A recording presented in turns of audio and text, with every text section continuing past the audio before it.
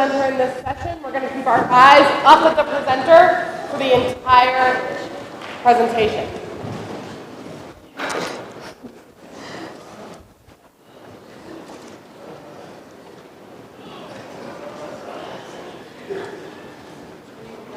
Canva, yeah.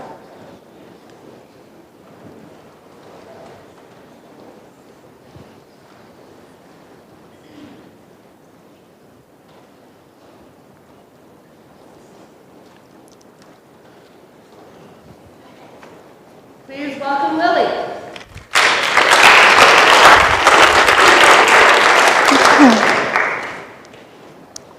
Constant, insistent rain. Helpless, watching the water level rise in the river beside my house and my driveway wash away into the road. Seeing pictures on social media of the devastation sweeping through my town and unable to drive anywhere.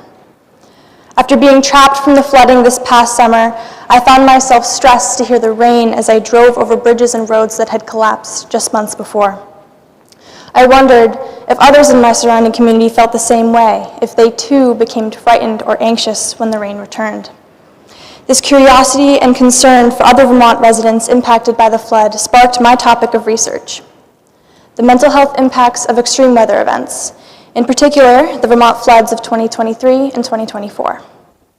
Despite not being a flood-prone state, Vermont is no stranger to flood damage.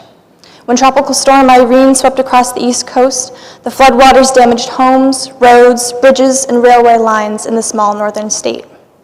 But over the past 2 years, local communities in Vermont have experienced a significant increase in flooding, and these serious occurrences can have major consequences on the long-term health of its residents. During the summer of 2023, slow-moving thunderstorms rolling across our mountain state resulted in 3 to 9 inches of rain, causing flash flooding over the span of 48 hours. The following summer, on nearly the same date as the previous storms, remnants of a Category 5 hurricane swept through the area, averaging 3 to 5 inches of rain, with some places exceeding 7 inches. Homes were destroyed, roadways collapsed, whole families evacuated, and lives were lost. My research study serves as a provisional qualitative analysis on residents' mental health for potential studies in the future. In order to narrow down my research and closely examine the professional opinions of those in the academic field, I took a deep dive into the current knowledge connecting mental health to extreme weather events. By associating mental ill health to natural disasters, we can have a better understanding of what climate change will mean in the coming years. Katie Hayes and her colleagues have found that extreme weather events have become more frequent and complex due to the changing climate. The physical hardships due to these rapid changes have drastically impacted the mental health of communities, leading to psychological changes such as financial and relationship stress and increases in violence and aggression. It has also been found that experiencing a traumatic event more than once can lead to heightened mental ill health. As stated by Amanda Weiss, re-traumatization has no clinical definition, but can be viewed as the reactivation of traumatic stress as a result of multiple exposures to traumatic events. This can appear most often through repeated events of abuse or natural disasters that happen more than once. Similar studies and analyses done by experts in the field reveal that, overall, as opposed to a one-time event, re-traumatization is longer lasting and has more harmful effects on mental health. However, when analyzing mental health after trauma, this particular aspect goes significantly under-researched. It has also been discovered that various responses to trauma can change based on the state of the individual. This was noticed by Kamaladini and Askia when they conducted a case study on the psychosocial impacts of a 2003 earthquake in Bam City. They chose to highlight 27 women's experiences after the earthquake, and it was found that responses to the trauma varied based on factors such as economic status, gender inequalities, and the social norms of their culture. Jyotsana Shukla also observed that climate change and natural disasters of high caliber have had adverse impacts on children in particular. Through my literature review, I found that there is a significant gap in the larger academic studies that my research could fill. Extensive investigation has been conducted on the diverse impacts of extreme weather events, as I have already shown you. However, due to the recent nature of our experience, no professional research has been done on the Vermont floods. My intended research addresses quite a big gap in the academic literature on natural disasters and mental health, and this small case study offers many possibilities for future research in the area. Before conducting my own research, I developed my finalized research question. How has the re-traumatization caused by the recurring floods of Vermont impacted the mental health of local residents? Using a large high school in the Northeast Kingdom of Vermont as my sample population, I conducted individual interviews with 9 students as well as 2 faculty members. St. Johnsbury Academy was chosen due to its proximity to the towns most affected from the 2024 floods and to closely analyze the impacts on adolescents in particular. A propulsive sampling method was used for the study, and all participants were chosen based on their known knowledge to the topic through local news sources, word of mouth, and the use of snowball sampling. Participants were contacted by email, which included a detailed consent form giving an explanation of my research process. In order to maintain anonymity in a secure environment, interviews were taped on an independent recording device to ensure that all personal information was excluded from cloud synchronization. Additionally, all identifiable information such as name, age, gender, and town were coded before being used in the final outcome to ensure participant confidentiality.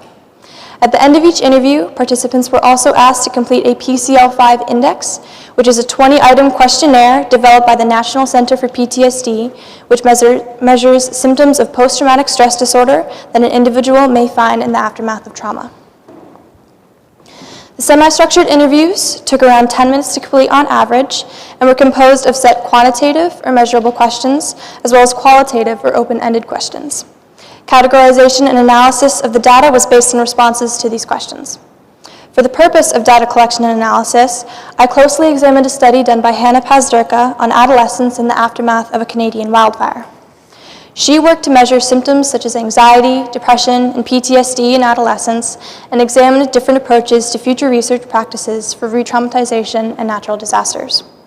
Despite her sample size being significantly larger, all analysis of re-traumatization and mental health of the adolescents was loosely based on her study. In the larger academic field of mental health, Pazdurka's study has the closest correlation to the results of this study's research on the effects of re-traumatization after a natural disaster. When first proposing the idea of this research study, I had anticipated a high rate of anxiety and fear surrounding the extreme weather events induced by the current climate change in Vermont. I had also expected an approximate equal split between those who were impacted by just the most recent flood and those who were impacted by both. However, only one of these hypotheses proved to be correct. My original speculation of the overall anxiety and fear regarding the floods demonstrated a correct assumption when conducting the interviews. 90% of the sample stated that they felt either fear or anxiety about the floods that occurred during the past summer.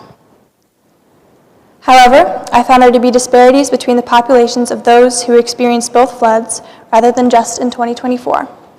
Only 27.3% of the sample stated that they were impacted by both floods, which made it highly difficult to understand the true scope of re-traumatization between both groups. With such a small sample size, analyzing the aspect of re-traumatization proved to be difficult for the study.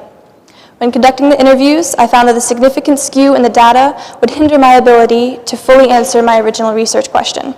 However, I was still able to collect valuable information about how the general trauma of the floods affected Vermont residents' mental health. Each participant filled out a PCL-5 index at the end of the interview, with the exception of participant D. Participants were categorized based on their individual scores on the 20-item questionnaire and whether or not they were above the cutoff score indicating probable PTSD. Those who exceeded the cutoff of 31 to 33 were considered Category 1 participants. As you can see, there was a relative split between those who show signs of probable PTSD from the trauma and those who do not. The average score was 24.3, which suggests that further research is needed to properly quantify the true impacts of the trauma on residents. Throughout my research process, several limitations were brought forth that may influence replicability of this small case study. Due to time constraints, data was sampled from only one school. With more time and a larger operating budget, an analysis of data from across Vermont would have increased the complexity of the study. This would have ensured a wider variation in data collected based on town of residence, whether or not they had experienced both floods, and differences in self-reported experiences. A larger sample size would have also increased the possibility of conducting simple statistical analyses, which would have allowed for a more conclusive analysis of the data set. In her study on adolescents' re-traumatization, Hannah Pazderka was able to accomplish this high level of statistical analysis due to her larger sample size. She conducted an independent t-test of both groups, allowing for a more sound conclusion of the differences felt in the trauma. Another significant restriction is that the interpretation of a PCL5 index is limited to a medical expert in the field of mental health. This was out of the scope of this research study, which prevented me from doing a full qualitative analysis on the findings. It should not be assumed that the respondents do or do not have PTSD based on their scores from the PCL5. The results cannot be determined valid or meaningful until it is interpreted by a licensed clinician. Any and all data collected from the participants' responses was loosely translated to fit the purpose of the study. Many of the studies that I examined in my literature review were fully analyzed and interpreted by experts in the field of mental health, which remain beyond the limits of my capabilities. However, with these findings, the small case study provides many implications for future research. The data presented soundly suggests that the intensity of these traumatic events has led to an increase in anxiety and fear regarding unpredictable weather and flooding. Based on the self-reported answers from participants, it can be assumed that all Vermont residents who were impacted by the floods would have some level of anxiety regarding the events, or potentially fear that the floods might happen again the following summers. These responses were likely due to the recurring pattern developing from the heavy rains and storms increasing from climate change, which just goes to show how important it is to continue studying the mental health impacts of climate change, as all evidence indicates that it will continue to grow worse. The findings of this provisional qualitative analysis can be used as a baseline for future research on the Vermont floods and give a generalized diagnosis of residents' mental health in the aftermath of the traumatic experiences. There still remains a need to explore a broader array of individual and contextual impacts that may contribute to mental illness regarding extreme weather events in Vermont.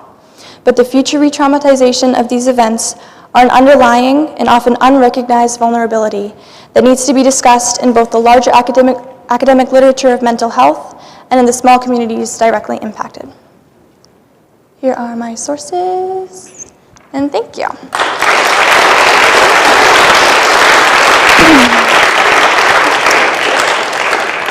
I will now take this time for any and all questions.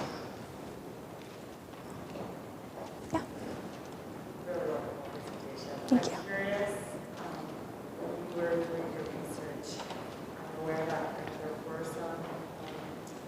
Resources in our community that were offered to flood victims, such as they have the histories of EMDR sessions, essentially for anyone that had been impacted by the flooding.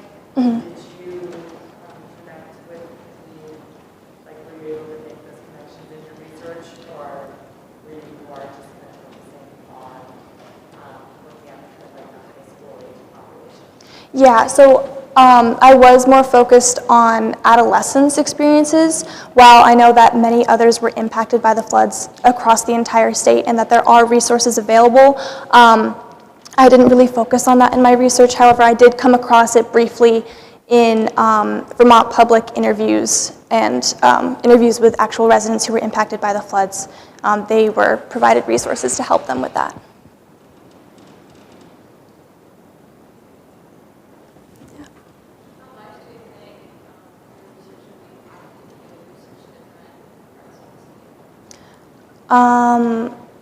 I think it would be definitely more beneficial to research different parts of the state because not everybody had the same experiences. I know that with the first floods in 2023, this area was not as highly impacted. It was more in the Montpelier area, which I think also contributed to the lack of re-traumatization aspect of my research. But for future research, I hope that we will be able to fully analyze every place across the state to gain a better understanding of who is impacted and how we can help them.